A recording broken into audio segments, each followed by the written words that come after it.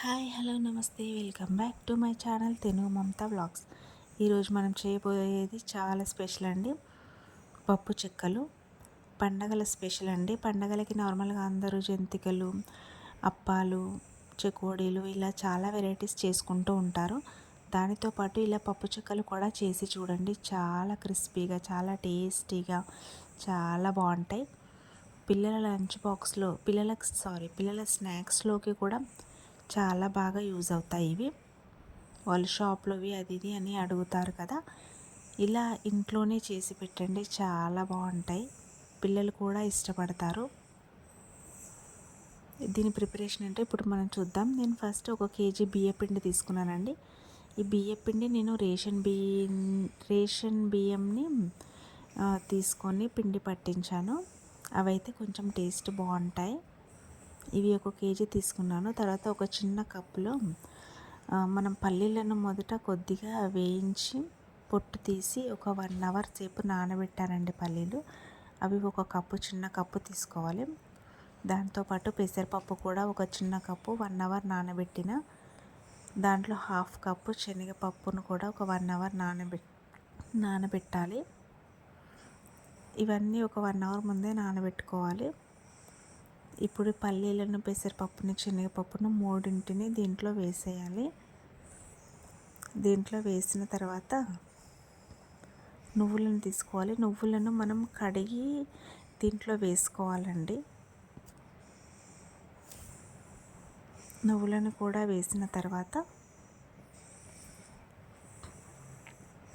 కొద్దిగా ఓమా, దాని తర్వాత కొద్దిగా జీలకర్ర తీసుకోవాలి. అన్నీ కొద్దిగానే తీసుకుంటున్నాను, అందుకే చేతితోనే వేస్తున్నా. దీంట్లో ఒక 1 స్పూన్ అల్లం వెల్లుల్లి పేస్ట్, 1 స్పూన్ పసుపు, 2 స్పూన్స్ కారం, తగినంత సాల్ట్ వేసుకోవాలి.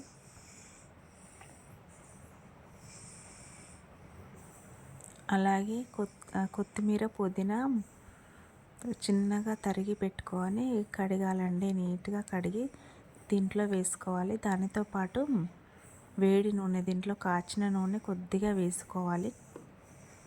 నేను చెప్పినట్టుగా మీరు కరెక్ట్గా చేస్తే టేస్ట్ చాలా బాగుంటాయండి.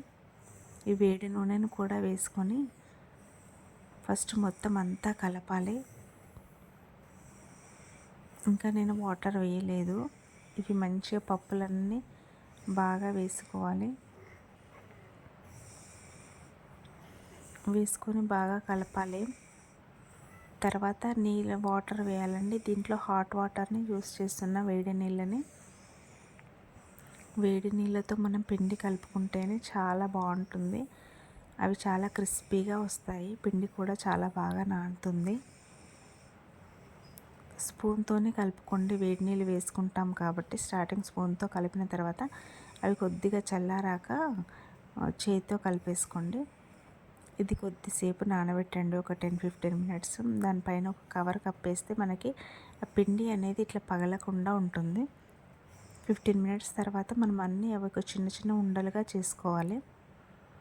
చేసుకొని మనం అప్పాలు ఒత్తుకునేది ఉంటుంది కదా, దాని మధ్యలో పెట్టుకొని చిన్న అప్పలాగా దాన్ని ప్రెస్ చేయాలి.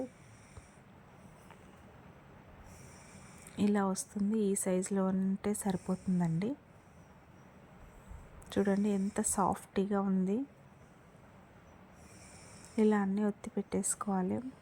మనం ఎప్పటికప్పుడు ఇంకా ఒత్తుకుంటూ నూనెలో వేయించుకుంటే ఇంకా బాగుంటుంది. అవి పగిలిపోకుండా ఉంటాయి. ఇలా ఒక్కొక్కటిగా వేసుకుంటూ అన్నీ ఒక 4-5 పట్టేస్తాయండి. టర్న్ చేసుకుంటూ 2 సైడ్స్ మంచిగా వేయించుకోవాలి. మంచి కలర్ రావాలండి. ఇది అప్పుడే బాగుంటుంది, క్రిస్పీగా వస్తాయి అప్పాలు. ఈ పప్పు చెక్కలు అనేవి మనం అన్ని రకాల పప్పులను యూస్ చేస్తున్నాం కాబట్టి చాలా బాగుంటాయి టేస్ట్. ఇవి కొద్దిగా బ్రౌనిష్ కలర్ రాగానే మనం ఇలా ఉంటే సరిపోతుందండి.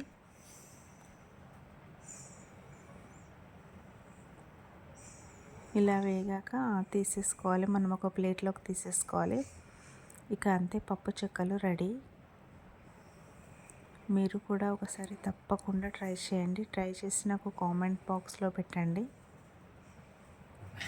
చూడండి, చూడడానికి ఎంత బాగున్నాయి, అసలు చాలా క్రిస్పీగా ఉన్నాయండి. అన్ని రకాల పప్పులు చాలా బాగా కనిపిస్తున్నాయి. నువ్వులు, పల్లీలు, శనగపప్పు అన్నీ చాలా బాగా కనిపిస్తున్నాయి దాంట్లో. చూడండి ఎంత క్రిస్పీగా వచ్చాయో. మీరు తప్పకుండా ట్రై చేయండి. Okay then bye.